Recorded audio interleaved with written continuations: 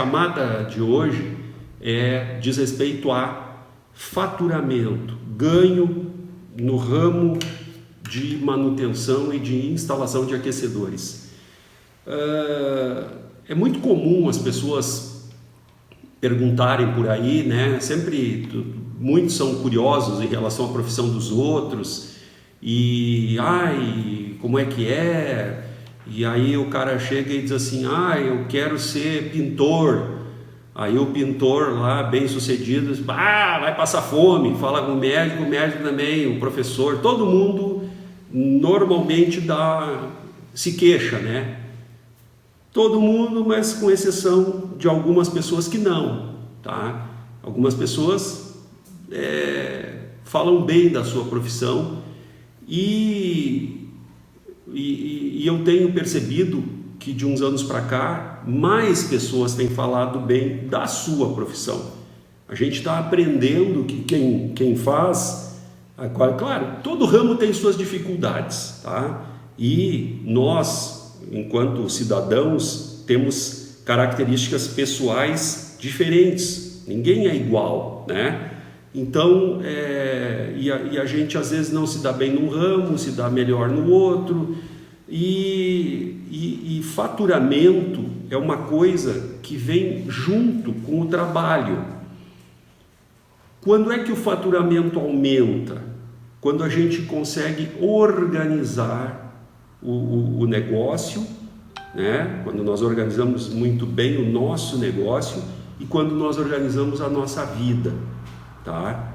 E, claro, quando nós conseguimos trabalhar, né? A gente precisa de trabalho, não adianta estar super organizado e não ter venda de serviço, não ter venda de equipamento, não ter ninguém a fim de nos contratar, né? Então, o segredo para um bom faturamento, o segredo é agenda cheia, não agenda transbordando. A agenda tem que ser uma coisa organizada. Quando a gente extrapola a capacidade de trabalho, a capacidade de atendimento, nada dá certo, tá? É muito importante que o trabalho seja remunerado. Como é que a gente faz para ter trabalho remunerado? A gente executa o trabalho e cobra pelo trabalho, né? Isso é fundamental. Aí alguém pode estar dizendo assim: mas isso é óbvio. Não é tão óbvio assim. Quando nós temos uma agenda assim, impossível de ser cumprida, uma das coisas que fica para trás é a cobrança, porque nem sempre os nossos clientes pagam antecipado ou deixam alguém com a grana na mão para fazer esse pagamento, né? Muitas vezes a gente executa o trabalho num local e precisa fazer a cobrança em outro ou fazer a cobrança. Nós precisamos executar a cobrança. É uma ligação telefônica, é um WhatsApp, manda uma conta, emite um boleto. E se a agenda está estourada e se a gente não tem estrutura empresarial, esse boleto não é emitido, essa cobrança não acontece, o tempo passa e depois que o tempo passa fica praticamente impossível que essa cobrança aconteça, tá? Estou falando aqui de faturamento, como é que a gente melhora o ganho, como é que a gente faz para faturar o suficiente, melhorar o ganho nessa profissão. E com certeza essas dicas elas valem também para outras profissões, né? Porque não essa questão de como melhorar o ganho, como faturar mais, isso não diz respeito somente à nossa profissão, mas essencial na nossa profissão. Agenda organizada, a agenda de um tamanho possível. Vamos lá, um exemplo de o que a gente não deve fazer é a agenda igual a do pronto-socorro ou da emergência médica? Por que as pessoas reclamam de alguns atendimentos do SUS? Vou dar um exemplo polêmico aqui, né? Reclamo do SUS porque chega lá, é uma fila, uma loucura, leva 10 horas para ser atendido, 6 horas para ser... Por quê?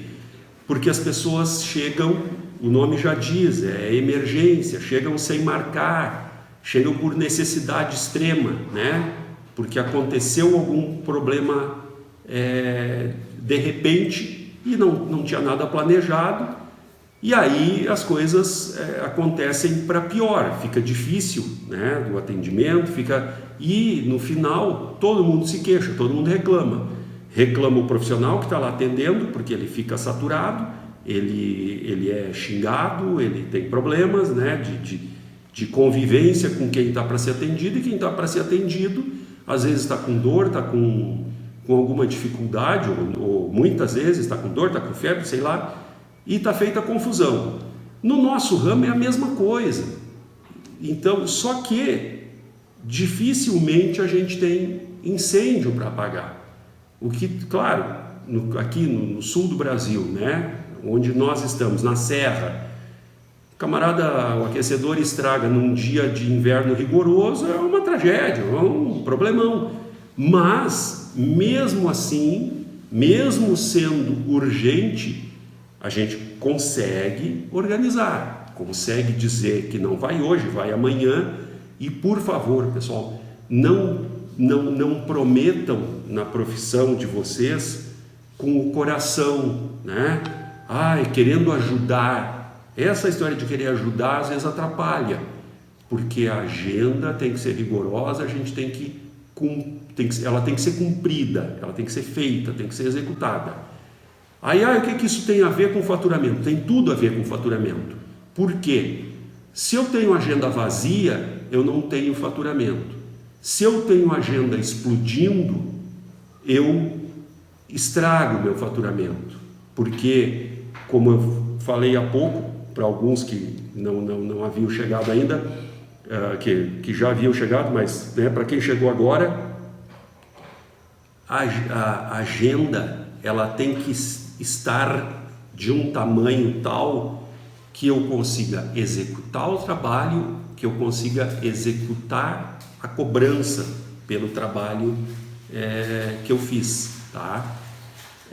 Eu preciso ter tempo de me deslocar entre um cliente e outro, eu preciso de tempo para organizar o meu veículo, tá? Eu preciso tempo para organizar a minha oficina e eu preciso de um esquema para isso. Esse esquema é o segredo do bom faturamento. O preço é importante, tá? Eu sempre digo, o preço não pode ser alto o suficiente para que o cliente desista do meu trabalho, mas também não pode ser baixo a ponto de me dar prejuízo e me fazer dizer que o ramo é ruim. A gente consegue encontrar o ponto de equilíbrio, né?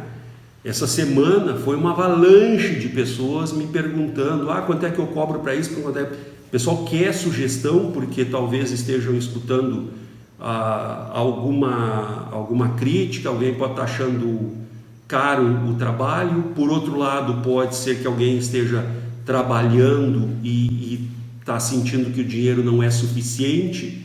Então, vamos lá. Eu fiz um levantamento e no mercado brasileiro, nas pessoas com quem eu tenho contato, atendimentos de manutenção ou de instalação de aquecedores, elas vão desde de R$150 até R$400, tá? Em média, R$200 a R$230. Aí, outro dia, um consumidor final me ligou, o cara, pois é, o cara veio aqui, me deu um orçamento e eu vi que os teus vídeos no YouTube, eu queria que tu me desse uma ideia aí, porque eu estou com medo de ser explorado, também não quero pegar um técnico que seja barateiro demais, porque de repente ele não vai ter a qualidade. mas aí eu estava pensando, pô, o cara que me deu o orçamento, ele disse que que fazia 2 atendimentos de manhã e 3 à tarde. Aí eu pensei, pô, eu vou para esse ramo, 1.000 pila por dia, 30 mil no mês, vou mudar, vou sair do meu emprego e vou virar técnico. Gente, dá para ganhar 30 mil por mês, dá para ganhar até um pouco mais ou muito mais, mas só que não é assim, essa conta não é tão simples, tá? A gente não consegue ser produtivo 100% do tempo, mas a gente tem que ser produtivo no máximo de tempo possível, certo? A gente precisa de estrutura. Técnicos iniciando vão fazer seus agendamentos, vão andar com um bloquinho, né? Vão atender o telefone, mas depois que a gente melhora um pouco o movimento, a gente precisa de uma pessoa para fazer assistência de organizacional, né? Assistência de escritório, tá? Precisa separar. O técnico tem que se concentrar na sua mão de obra de manutenção e precisa de alguém para fazer os agendamentos. Essa pessoa não precisa ter experiência, ela vai adquirir com o tempo. Para quem? Eu falo aqui para muitos iniciantes, mas comecem isso, organizem isso, não tentem abraçar o mundo, tá? Vocês, essa coisa de eu não podia deixar o cara empenhado, aí exemplo, tá no sábado à tarde, né? Atendeu alguém de manhã, aí encontrou a turma, estava lá se gelando, comendo já um churrasquinho, surge um cliente apavorado, desesperado, não vou deixar o cliente empenhado.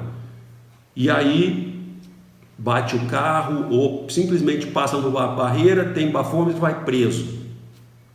E aí, qual foi a ajuda que deu para esse cliente? Porque daí esse cliente agora vai ficar muito mais tempo sem o teu atendimento. Então, não tem segredo. O segredo é o mesmo que para todas as outras profissões. Organização. A gente precisa saber quanto tem de necessidade na sua estrutura familiar, qual é o objetivo de vida financeiro, fazer um cálculo de quanto consegue produzir todos os dias. Isso todos têm condições de saber. Peguem nota ou recibo de tudo. Eu sou um pouco contra, ou bastante contra, certos programas de controle financeiro e coisa para a gente fazer, para eu, técnico, fazer. Isso toma muito tempo. Isso é uma coisa legal quando a gente já tem uma estrutura de escritório. Aí sim, aí faz um mapa, enxerga.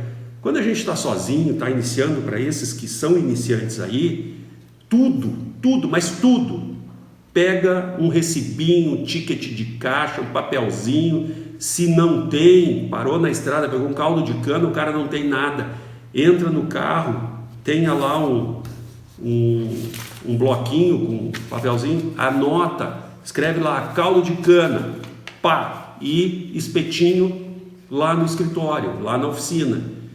No final do mês, sim, tira um dia para isso, arranca os papeizinhos do espeto e calcula o que gastou. Pode até estar misturada a despesa ali de lanche com peças que comprou, fica fácil de separar. Soma tudo e vê, tá? E mais um com os recibos de serviço. Isso é essencial.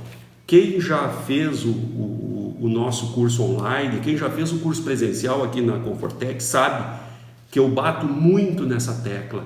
Não existe trabalho que a gente não seja obrigado a dar um recibo. Isso é para nós, isso é importante para nós, é importante para o cliente. Recibo. Pode ser na forma de nota fiscal de serviço, recibo simples, pode ser ordem de serviço, seja o que for, mas criem um documento e ele tem que ser sagrado. A gente não pode, em nome da falta de tempo, deixar de fazer esse documento. Com relação a valor, tá? Valor de serviço, como é que a gente chega no valor ideal?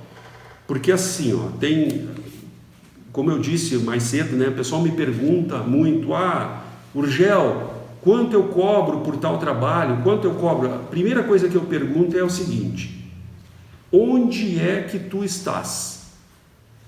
Está numa cidadezinha de 10 mil habitantes no interior de qualquer região do Brasil, ou está num grande centro como Porto Alegre, São Paulo, Rio de Janeiro? Quanto tempo tu vai levar para fazer esse atendimento? Porque essa é a diferença, é isso que é importante. Eu lembro que há 20 e poucos anos atrás, eu cheguei a fazer 25 atendimentos num dia em Porto Alegre. Gente, hoje, nem mentindo, o cara consegue fazer 10 atendimentos, porque a vida mudou.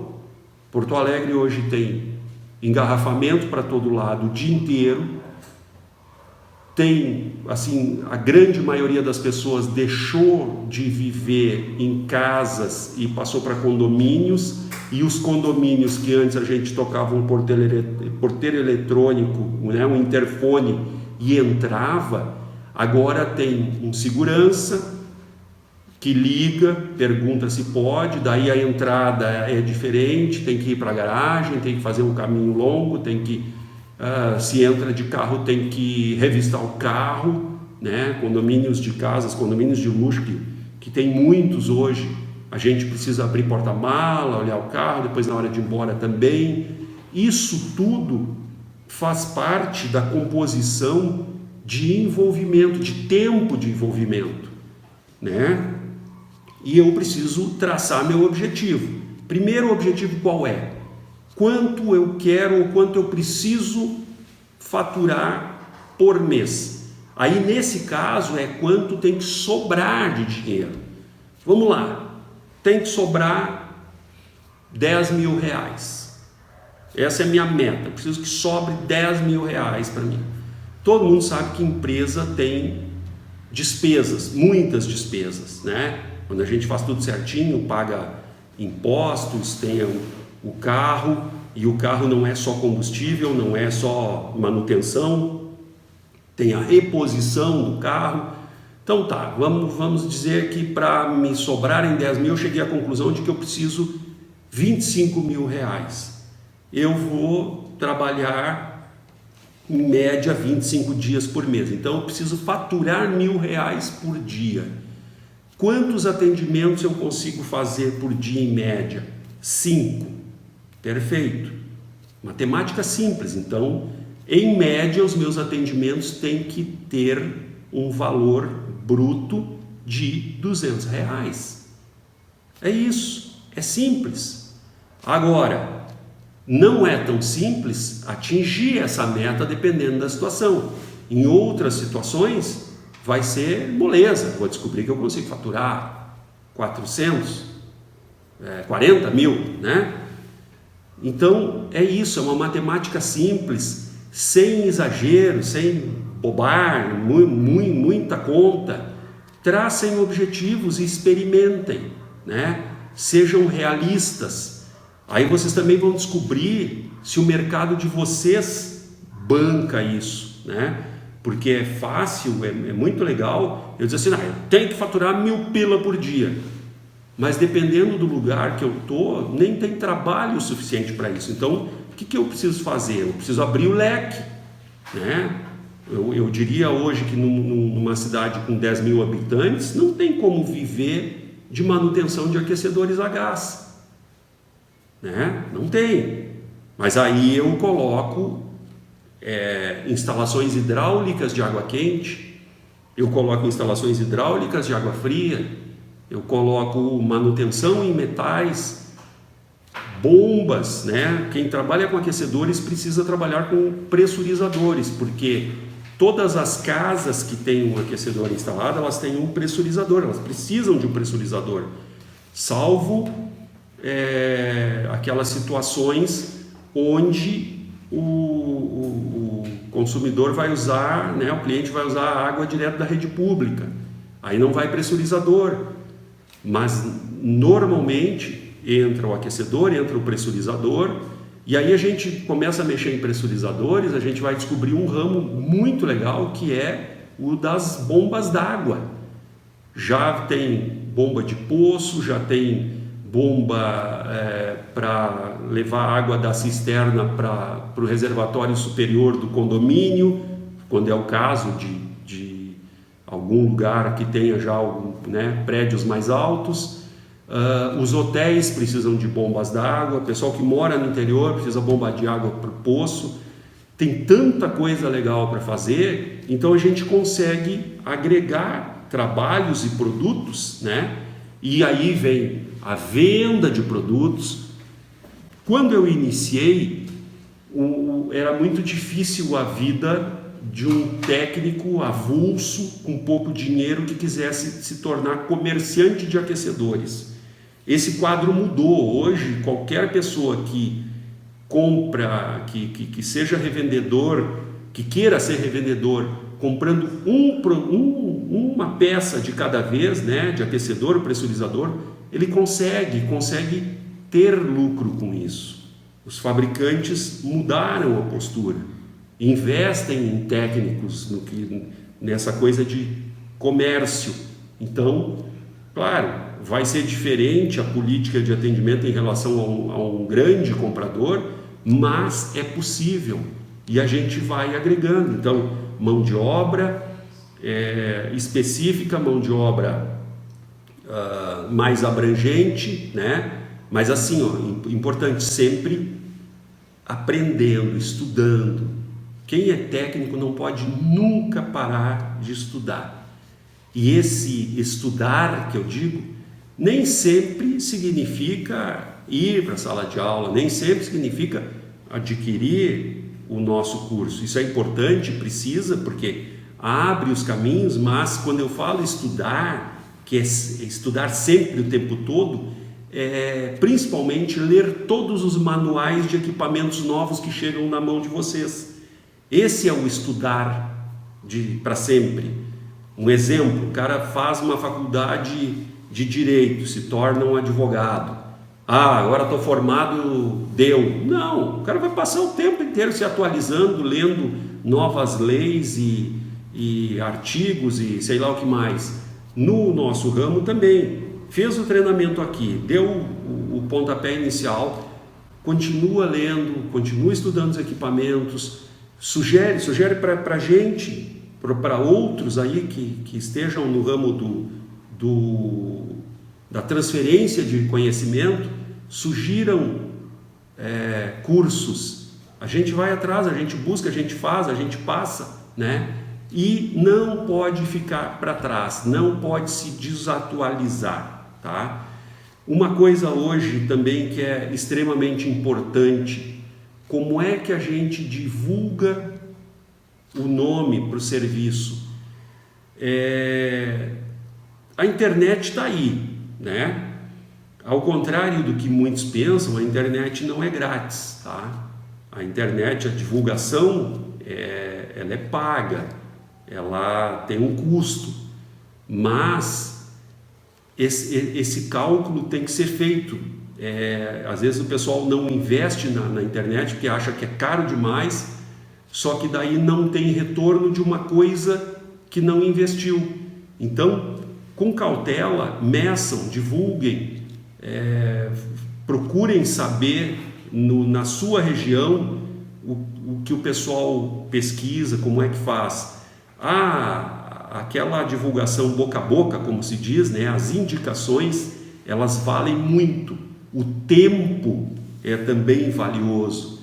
A gente está, a cada ano que passa, a gente aumenta o leque, né? O número de clientes E esses clientes não esquecem da gente quando a gente deixa um recibo, quando a gente é organizado, quando põe a etiqueta no aquecedor com o telefone. Nunca mudem o número do telefone, por favor. Telefone é sagrado, telefone é para o resto da vida, tá? Eu tive até hoje 3 números de telefone, tá? Em 30 anos que eu estou nesse ramo. Quando entrou lá o celular em 1994, né? Esse faz um pouco menos de 30 anos, eu tinha um número muito feio, muito difícil de gravar. Passaram-se alguns anos, eu consegui um número muito bacana. Esse número até hoje, ele não é mais meu, porque eu, por uma mudança, né? Eu antes trabalhava exclusivamente como técnico, deixei de trabalhar como técnico, passei a ser representante comercial, daí eu mudei o número, mas a pessoa que ficou com aquele número até hoje trabalha no ramo como assistente técnico, e alguém querendo mesmo falar comigo vai me achar naquele telefone. E no anterior ele é de uma pessoa conhecida, tá? E não era conhecido. Um dia o telefone ficou sem ninguém, assim, não tinha dono, e eu eventualmente ligava, até que surgiu lá um dono. Eu me comuniquei e disse: olha, tu vais receber ligações de vez em quando de pessoas querendo falar comigo, então para não ficarem aí te incomodando, passa meu número, grava aí, meu nome é fulano, assim, né? Eu sou o Urgel, trabalho com isso, as pessoas vão ligar, aí para não ser um incômodo, tu não precisar ficar bloqueando, passa meu número. E isso é extremamente importante, porque as pessoas guardam o número de telefone de vocês, não vão guardar se não gostarem do serviço, né? Então, organização, gente, simplicidade. Quem quiser vender equipamento, tenha assim como foco o estoque, tá? Não peçam dinheiro emprestado para fazer estoque, mas não deixem de ter estoque. O estoque tem que ser de vocês, certo? 5 atendimentos por dia a R$200, né? São R$1.000 por dia, 25 dias por mês são R$25 mil. Tem que administrar esse dinheiro, e eu conheço pessoas que faturam mais do que isso e não conseguem fazer sobrar nada, tá? É fácil também fazer isso. Então, tenham o negócio de vocês na mão, organizem, peguem notas fiscais, não compliquem a vida administrativa de vocês. As coisas têm que ser simples, têm que ser objetivas.